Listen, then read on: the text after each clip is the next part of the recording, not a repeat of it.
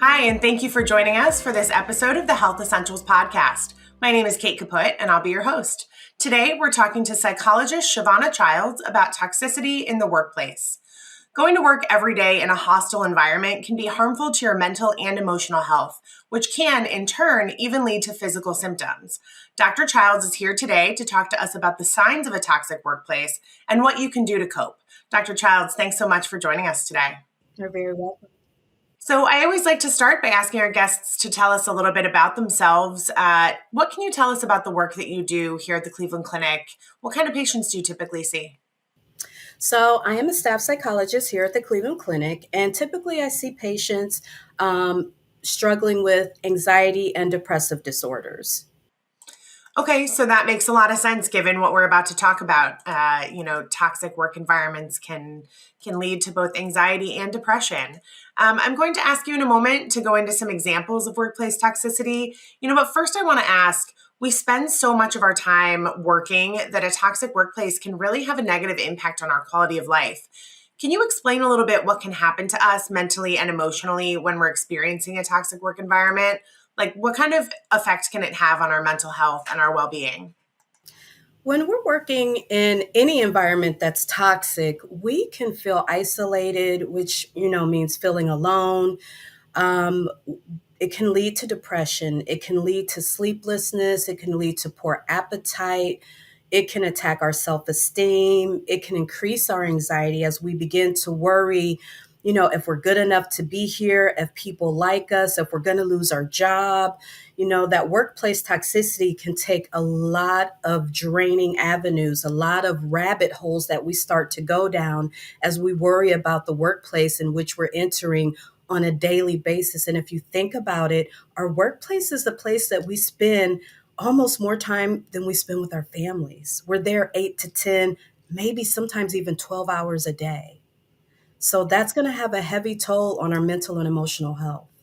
So it can be really pervasive into the rest of our life as well. I would imagine that if you're having a hard time at work, if you're in a toxic work environment, that can also impact your ability to do your work, your ability to focus on the work you do and to sort of turn out good work. Is that right?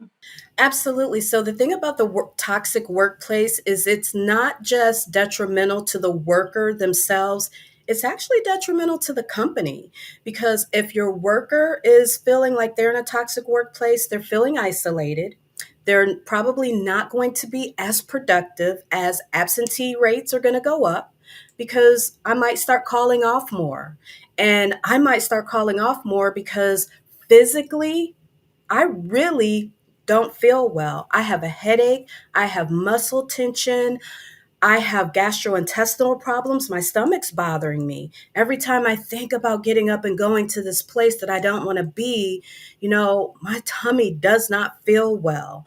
There may be times where you literally can't get out of bed, and that can be the depression, or you're so anxious that you're nauseated. Those are things that people literally can have that will make them call off of work. If you're not at work, you're not productive. Or if you do manage to get to work, you're not productive and your creativity isn't there. So if you have all of these things happening, the workplace is suffering as well. So unhappy workers can really impact a company's bottom line too. That makes sense. So let's talk about what we mean when we say toxic work environment. What kinds of things can make for a toxic workplace? What might that entail?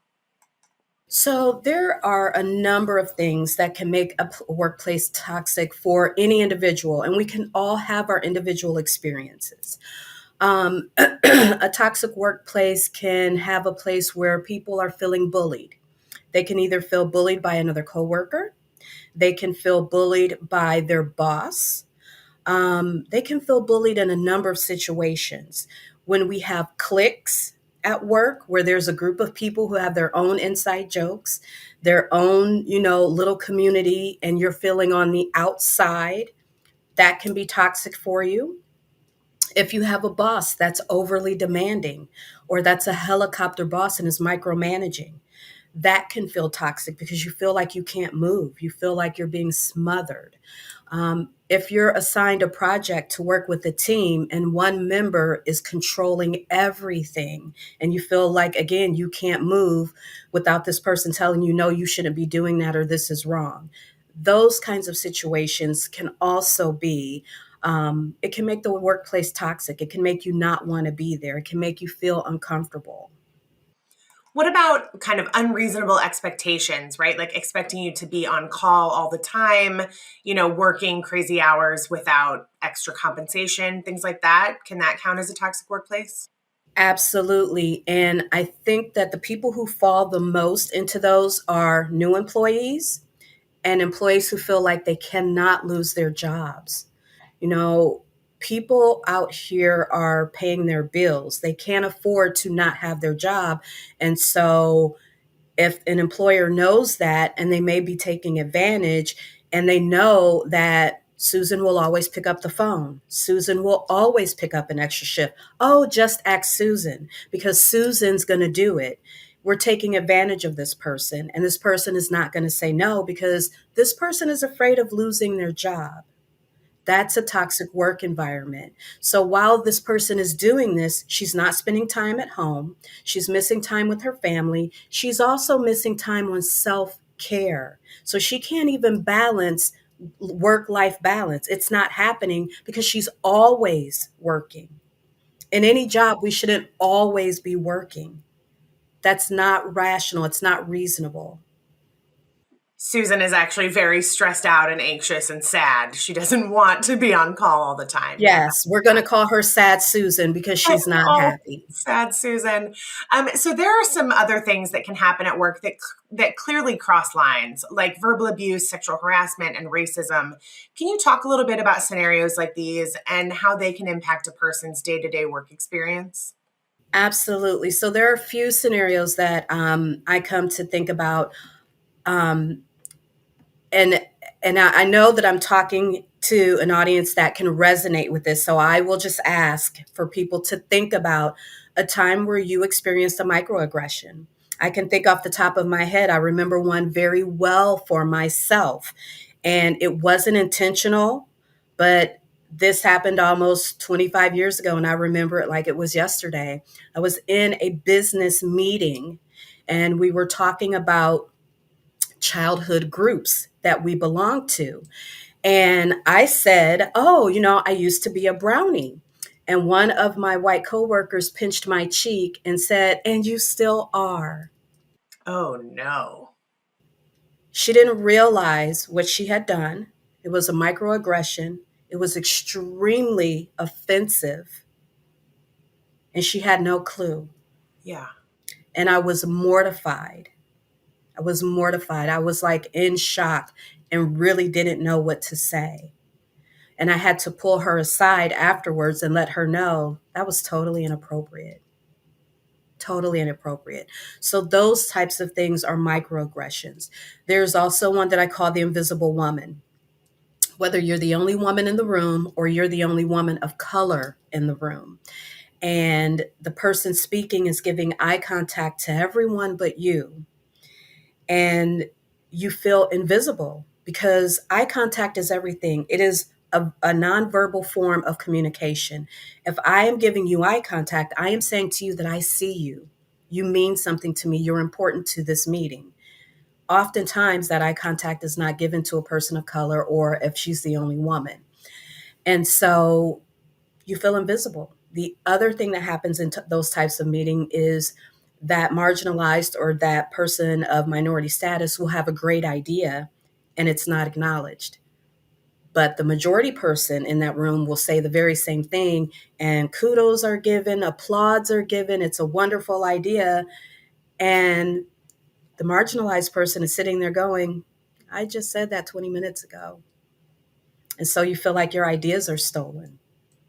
And how can that kind of make you feel in terms of like feeling whether it's really happening or not, right? Like, did anybody notice that I just said that? I would imagine that that can make people feel kind of invisible, kind of weigh on their self-worth.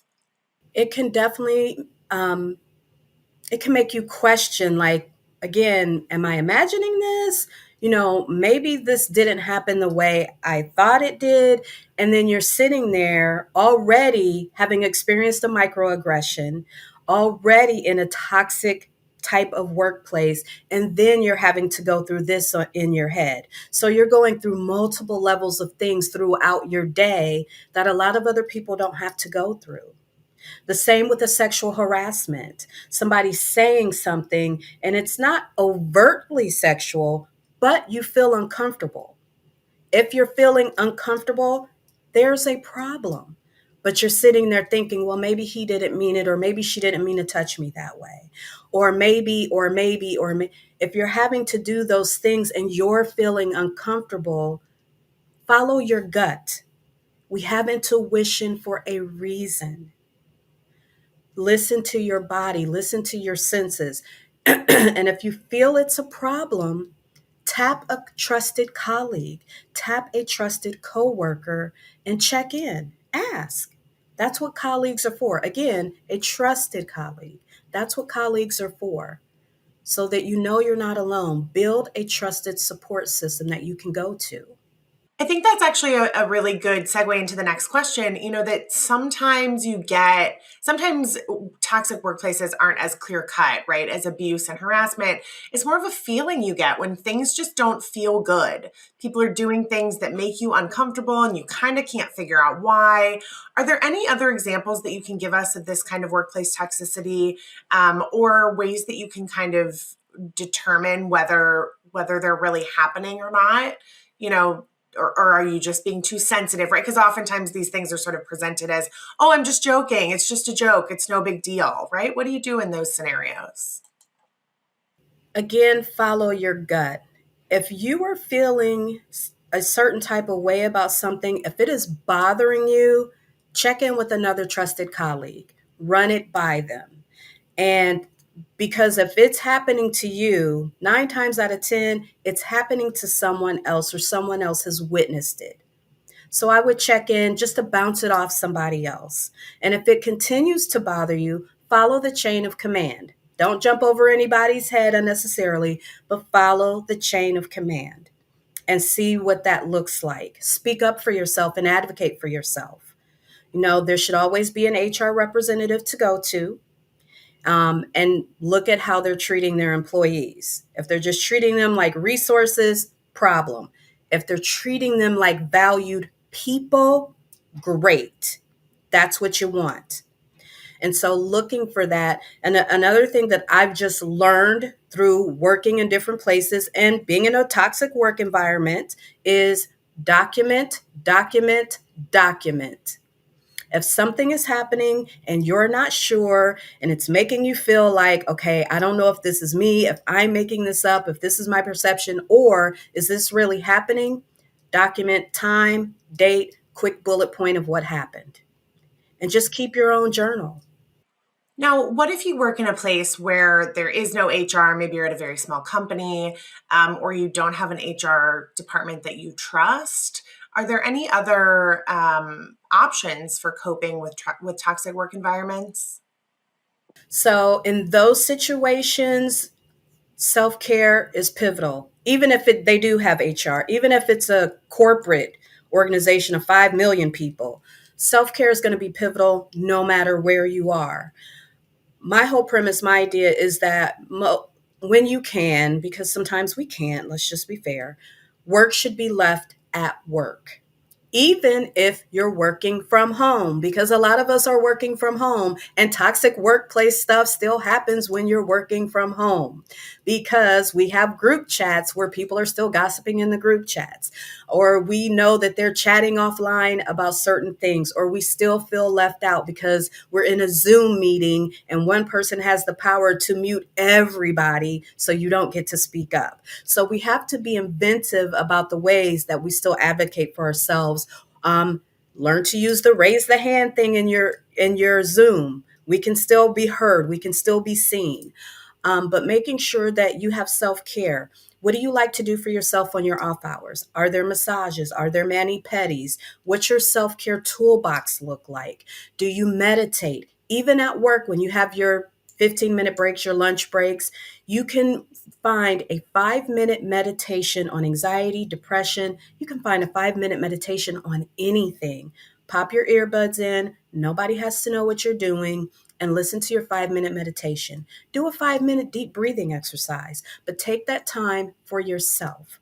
I tell people all the time the three most important people in my life are me, myself, and I. If I can take care of those three people, everything else is going to be fine. So you have to learn to prioritize yourself, and it will make everything else better. It will give you some clarity, and then you can decide what you want to do about your job. Because as a lot of us would like to do, just say, oh, I'll just go find another job. For a lot of people, that's not a realistic option. That makes a lot of sense. Thank you. So, one of the things that you mentioned in terms of, figuring out whether what you're experiencing is real or maybe it's just frustration versus toxicity, you mentioned discussing it with coworkers. And I think when we're upset about work, that's something that a lot of us feel inclined to do is to talk about it with other people. Can you share some tips for creating a network of support without veering into gossip territory or, contributing to that toxicity yourself? And so that is a very good point because it is very easy to veer into gossip, specifically when we're so upset about what has happened to us.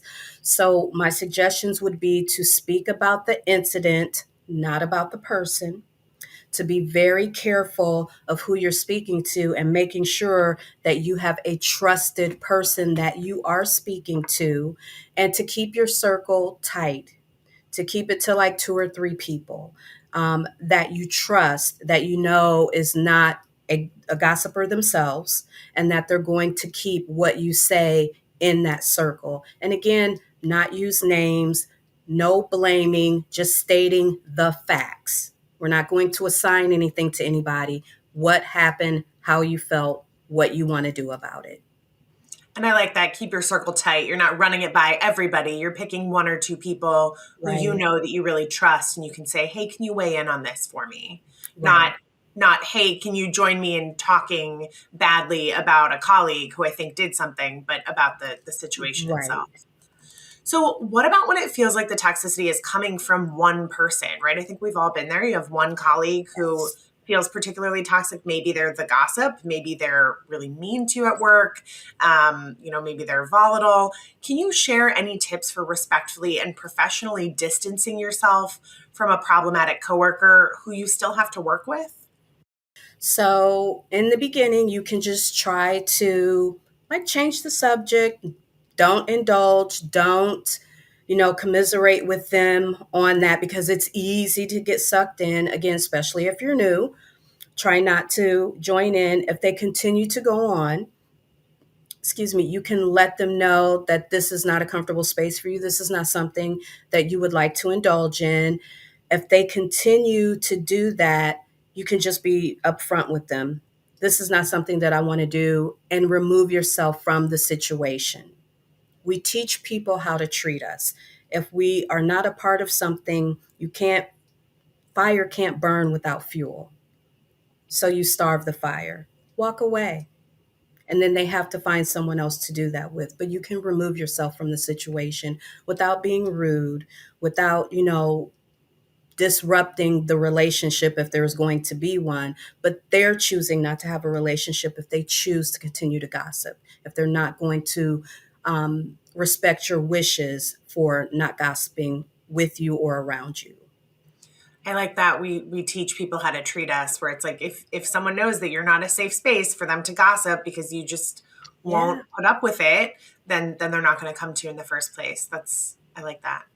So let's talk a little bit about other workplace boundaries. That work life balance can be especially elusive when you're working at a job where you're expected to be on call all the time, or when you work from home and your computer is right next to you all the time, or when you're Yes. given more work than you could ever feasibly complete. Sort of, what are some examples? How can you go about setting and enforcing those workplace boundaries for yourself? So I always tell people no is a complete sentence. And I do understand when we're at work and there are power differentials, you just don't walk up to your boss and say, no, I'm not doing this. You can go suck it. We're not going to do that. We want to be respectful. But as workers, we do have rights. We can say no. What's the policies and procedures if we want to go that far? What's my PTO? Let's use your PTO how it should be used. What are the on call duties? How much on call should I be doing? And then stick to that. And knowing that you can say no. Is the on call being spread equally among all the workers? No one worker should be doing on call every weekend. It should be spread, and making sure that is spread, and that you're not sad Susie. And because you're so nice, that everybody's asking Susie to do this every weekend. No. And so setting those boundaries and sticking to those. And when they're not being adhered to, speaking to your supervisor about that and following the appropriate channels. And so, again, really teaching people how to treat us, standing firm to the boundaries that we create for ourselves. Um, and if it does come time to find a new job, or maybe you're looking for a new job for another reason, nobody goes into a new job expecting it to be toxic. Is there anything that you can do when you're on the job hunt that might clue you in to whether or not this is going to be a safe space for you mentally and emotionally? What can people look for? Absolutely. So, some of the things that you can do, some of the red flags you can look for is look at their turnover rate. Is there a high turnover rate at this job? And if there is, see if you can talk to some of the employees that work there. See how they talk about their colleagues. How are they talking about the leadership? If there's, interview videos and the bosses are acting bad in the interview videos, that's a big clue. One of the things that I like to do when I would go on interviews is I would watch how the person who was interviewing me, how they spoke to the people on the way through the building, from the janitor to the physicians. If they spoke to the janitor and they knew the janitor's name, or they knew the elevator tech's name and they had a relationship and they spoke back, I was extremely impressed, because that meant they had a relationship and they cared about their people. And so that was important to me. So looking at the relationships they have with the people around them, those things are very important. That reminds me of kind of, there's the idea that when you go on a first date, right, you see how your date treats the server, and if the date is Mhm. rude to the server, it's a red flag. That's sort of a rule for life, right? How do people Right. treat the people around them, Mhm. who they perceive to be on the same level as them and not? Correct. Yeah. What about kind of making sure that you're in a workplace that aligns with your value system? I would imagine that if you're working for a company that does something, where the whole job is something that maybe doesn't align with what you believe in the world, that could also lend itself to some toxicity. Yeah, and that's really a big one. I would strongly suggest working for a company that aligns with your values, because if you don't, it's going to be almost toxic from the beginning, because as soon as they do something you don't like, you're going to be unhappy. And so it's just, you're going to be looking for a job very soon, unless you're there to make some change and you're in a position to make that change, and you feel like you're in a company that's willing to listen, and you have some power, some pull, and you're willing to put in the fight. But yes, a company that resonates with your values and you feel like you can grow there. And that's another thing, a place where you can grow. If you're stuck, if there's no forward movement, if you're just going to be where you're going to be and that's not good enough, it is probably time to move on. And that's probably not a place you want to be. Anything else that we haven't talked about today, Dr. Childs, that you think is important for people to know about workplace toxicity, how to recognize it, how to deal with it? I think that we've covered it all. I think that my biggest thing, and of course, because I'm a psychologist, my biggest thing is self care. With all of this, making sure that you pour into yourself. And I tell people this all the time, and not to be mean or facetious, but if something happens to you tomorrow, your job will replace you the next day. You need to be able to take care of yourself today. You need to be able to pour love, um, confidence, power. You need to be able to pour that into yourself so that you can move forward. What is your goal for yourself? What do you want for you? What is your purpose?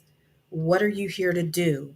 Figure that out and go live your life. Go do that, whatever that means for you, and create a safe space for yourself that so that you can be happy no matter what your job is.